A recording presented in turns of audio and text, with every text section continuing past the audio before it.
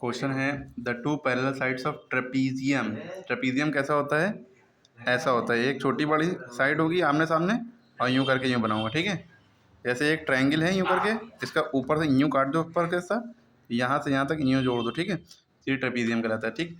तो दो parallel side trapezium की इस रेशियो में है 7:9, यानी छोटी वाली 7 है, बड़ी वाली 9 है। तो ये छोटी वाली 7 बना ली, बड़ी वाली 9। इनके बीच की डिस्टेंस कह लो या हाइट कह लो, दोनों के बीच की, ये 18 सेंटीमीटर दी, 18 सेंटीमीटर। कहना है find the length of its parallel side. अब आप कहेंगे सर पैरेलल साइड तो दी हुई है 7 और 9, तो ये 7 है इस टू में दिए है, कंपैरिजन में दिए, ये इसके मुकाबले में ये 7 है, ये 9 है, ठीक है। तो ये छोटी है बड़ी, तो 7 जब इस टू में दिया होता है तो x लगा लेते हैं उसके आगे। अब इसी x की वैल्यू निकाल के हम 7 से मल्टीप्लाई कर देंगे, 9 से मल्टीप्लाई कर देंगे, जो x की वैल्यू आएगी तो हमारी। और इसके साथ हमें एरिया भी दे दिया गया है, इनकी वैल्यू निकालने के लिए एरिया ऑफ ट्रेपीजियम दे दिया गया है, ठीक है। ये है एरिया ऑफ ट्रेपीजियम, ठीक। ये इसको हम a मान लेते हैं छोटी वाली को, इसको b मान लिया, या a1 a2 या b1 b2 कुछ भी मान लिया, और ये हाइट मान ली h।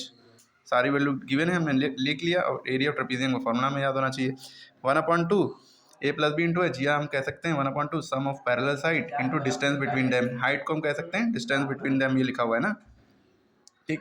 हमने वैल्यू पुटअप कर दी।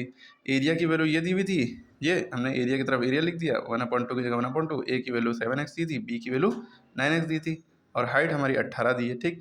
अब इसको सॉल्व कैसे करेंगे? इन दोनों को ब्रैकेट के अंदर है, इन दोनों को जोड़ लेंगे, क्योंकि यहाँ भी x लगा यहाँ भी x लगा, दोनों जुड़ जाएंगे। 9 7 16x, 16x हो गया, ब्रैकेट हट जाएगा, ठीक। जैसे एक डिजिट होता है ब्रैकेट हट जाता है।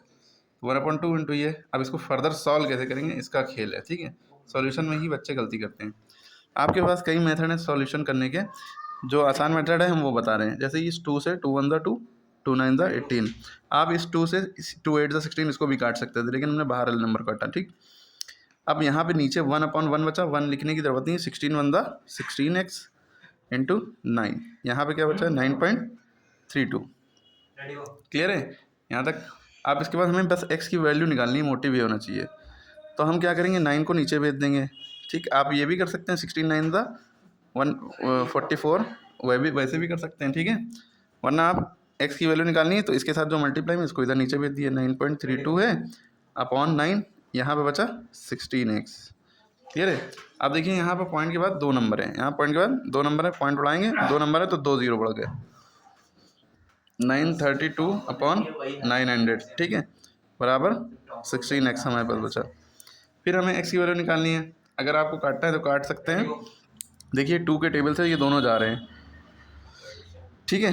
2 के टेबल जब भी काटते हैं उसका आधा लिख देते हैं। 900 का आधा कितना होता है? 450, ठीक है ना। फिर ये 932 का आधा कितना होगा? 900 का आधा 450 होता है, ठीक है। 32 का कितना होता है? 16, तो 50 10 60 66 है ना, 9 फुट। अरे नहीं समझ में आ रहा है तो हम जैसे काट रहे हैं तो 9 किससे काट रहे हैं? 2 से काट रहे हैं ना, तो 2 से आप 932 को डिवाइड कर लिए। 2 4 द 8 बचा 1 उतारा 3, 2 6 द 12 बचा 1 उतारा 2, 2 6 द 12, तो 466 आ गया, ठीक है। फिर ये अब 2 से काटिए, 2 से काटेंगे, 4 का आधा 2, 50 का आधा 25। फिर 2 से काट रहे हैं, क्योंकि 2 से काट रहे हैं क्योंकि लास्ट डिजिट इवन है, 0 2 4 6 8 में से होना चाहिए। 4 का आधा 2 हो गया, ठीक है।